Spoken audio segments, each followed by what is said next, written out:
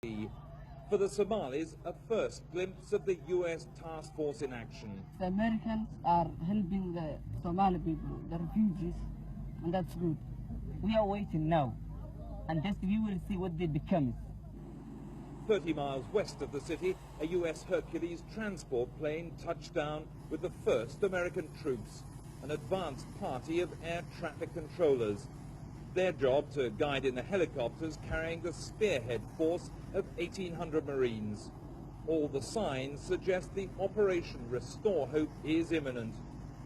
Ironically, the American soldiers had to rely for transport today on the armed trucks of the local militias, the gangs they may soon have to round up.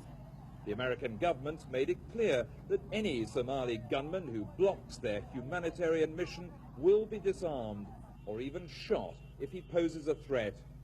Already many of the gangs have left town or hidden their weapons. While Mogadishu waits expectantly for the Americans' arrival, not even the United Nations knows the exact timing. So in the absence of information, I'm just going to stand here and I'm sure it'll happen around us. The effects of the American operation are already being felt. Fuel and food prices are going up, while the value of the dollar's dropped over 20% in 4 days as the currency markets become overloaded.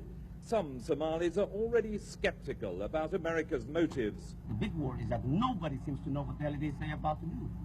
I mean, you don't bring in something like 40,000, 50,000 strong military force here just to escort food. I mean, that's not, I don't buy it. Meanwhile, the relief effort goes on. A Red Cross ship was unloading food on a quiet beach 40 miles south of Mogadishu today in the hope of avoiding attack by looters.